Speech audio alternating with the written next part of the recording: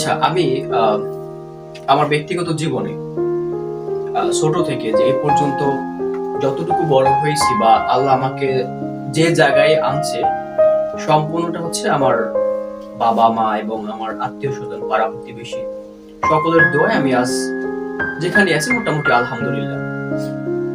আচ্ছা, তো এবং এই সকলের দোয়া নিয়েই আমি আমার বাস্তব জীবনের যে অগ্রযাত্রা, আমার সামনে যে স্বপ্ন বা আমার বাস্তব জীবনের যে অগ্রণী ভূমিকা যেটা আসবে, তো সেটার লক্ষ্যে পৌঁছানোই হচ্ছে আমার প্রধান লক্ষ্য।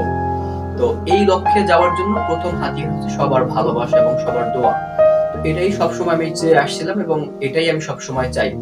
আমার সাথে যারা বিশেষ করে চলে বা আমার যারা সিনিয়র আছে বিশেষ করে, তো তারা ব্যক্তিগতভাবে জানে যে আমি কতটা নম্র বা কতটা ভদ্র, বা তাদের সাথে আমার আচরণ বা বিহেভিয়ার বা চলাফেরা সম্পূর্ণ ব্যাপারগুলোই কিরকম, এটা তাদের সবারই অবগত আর কি। তো তার মধ্যে কিছু ব্যক্তিগতভাবে কিছু ভালোবাসার মানুষ থাকে যাদেরকে আমি খুব মন প্রাণ থেকে ভালোবাসি, এবং তারা আমাকে দেখায়, বোধ হয় যে উপর থেকেই দেখায় যে তারা হয়তো আমাকে ভালোবাসে, বাট কিছু কিছু বিষয় তারা আমাকে এরকম ইন্ডিকেট করে, বোঝায় যে তারা আমাকে ভালোবাসে, কিন্তু এই ব্যাপারটা টোটালি রং। হ্যাঁ, তারা উপরে উপরে আমাকে দেখায় খুব ভালোবাসে, বাট ভিতরে ভিতরে বা যেটাকে বলা হয় পিছনে বা হাইন্ড সাইডে তারা আমার পতন চায়। বাট খুবই ব্যাপারটা আসলে তাদের কাছে হয়তো বা পজিটিভ, বাট আমার কাছে ব্যাপারটা খুবই দুঃখজনক। আমি তো আমার লাইফে এই পর্যন্ত আসছি অনেকটা কষ্ট করেই তো আসছি এখানে।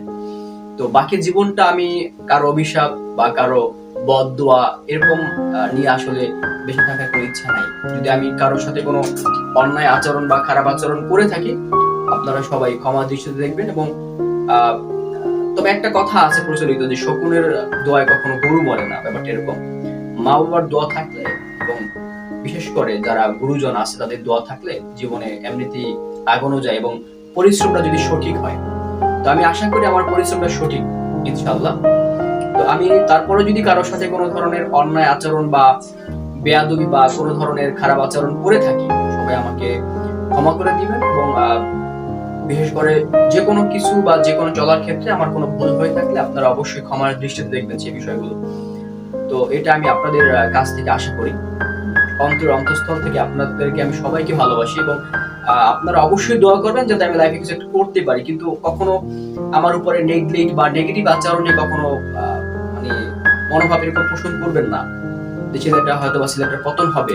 বিশেষ করে ব্যাপারটা এরকম হয়ে গেছে যে পতন হবে আর কি। মানে আমার পতন দেখার জন্য কিছু মানুষ এরকম আর কি লেগে আছে, মানে সময়ের অধীর অপেক্ষায় আছে যে কখন আমার পতন হবে। ব্যাপারগুলো এরকম। কিন্তু যারা এরকম ভাবতেছেন তাদের কাছেও আমি ক্ষমা চাইতেছি যদি কখনো মনে করেন আপনাদের সাথে কোনো ধরনের অন্যায় আচরণ বা করছি, তো অবশ্যই আপনারা ক্ষমা করে দিবেন। এখানে সিলেক্টেড কিছু পার্সন আছে, সিলেক্টেড কিছু ব্যক্তিবর্গ আছে, সবাই না, হাতে গোনা দুই একজন। আমার যতটুকু ধারণা, যতটুকু আমি জানি বা যতটুকু আমি বুঝতে পারছি বা যতটুকু আমি শুনছি এই বিষয়গুলো, তারা বিশেষ করে আমার মানে নেগেটিভ সাইডটাকে ফলো করে বা নেগেটিভ সাইডটাকে হাইলাইট করে, এটাকে এর প্রোনাউন্সিয়েশনটাকে তারা রিয়েলাইজ করতে চায়।